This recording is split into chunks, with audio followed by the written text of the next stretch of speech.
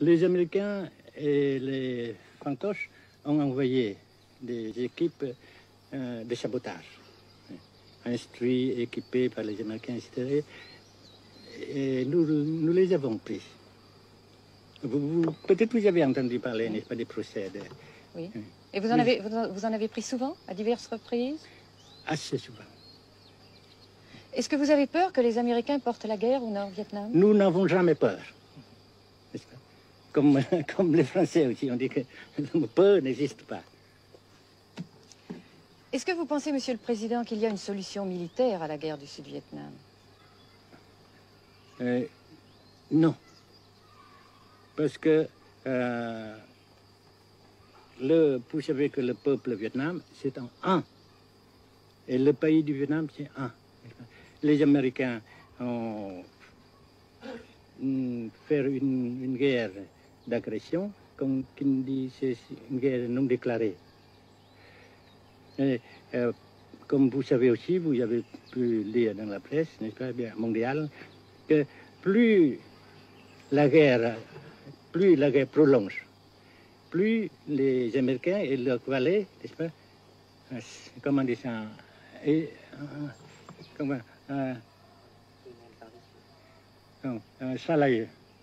s'enliser, et plus ils supportent des échecs, comme vous savez récemment, n'est-ce pas. Par conséquent, la guerre ne peut pas durer éternellement. Et je suis très heureux que les politiciens haut placés français ont reconnu cela.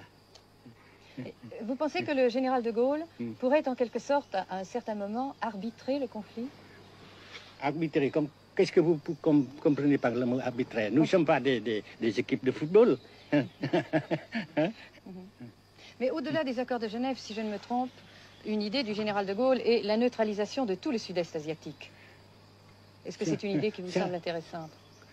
Comme j'ai déjà dit quelquefois, c'est une idée intéressante. Mais ça dépend encore de la volonté de ces peuples et la manière comment on procède à réaliser. C'est une grande question, n'est-ce pas? Et je ne peux pas dire que je suis d'accord. Et je ne dis pas que je ne suis pas d'accord, n'est-ce pas? Mais parce que vous dites, par exemple, fleurs. Fleurs, il y a beaucoup de sortes de fleurs. Il y a des roses, il y a des blanches, des rouges, etc. Et il y a qui sont bons et d'autres qui ne sont pas bons. Mais on dit fleurs. Monsieur le Président, nous avons constaté avec chagrin qu'au cours de notre voyage au Nord-Vietnam, que l'influence française était devenue à peu près inexistante dans votre pays. Les moins de 25 ans ne comprennent plus du tout le français. Et je me demande si, à votre idée, des rapports peuvent se rétablir tels que la France continue à jouer une sorte de rôle culturel ici. Avec la France, surtout, et avec tous les autres pays. Nous voulons avoir une coopération amicale, culturelle, économique, etc. Mais je suis sûr que vous ne voulez pas avoir, n'est-ce pas, que la France ait l'influence qu'elle avait avant. C'est une autre chose. Naturellement, c'est une autre époque. Mais coopération culturelle, économique, qu'est-ce qu'il y a encore, sportive par exemple, oui. etc., n'est-ce pas, nous le désirons. Si la guerre se cristallise au sud et se poursuit encore pendant quelques années, pensez-vous que l'avenir économique du Nord-Vietnam soit viable? Je suis sûr que c'est non seulement viable, mais ça progresse. Parce que vous avez vu vous-même, vous avez constaté vous-même qu'ici, nous travaillons beaucoup, notre peuple travaille beaucoup, avec abnégation, n'est-ce pas, et avec dévouement, avec enthousiasme.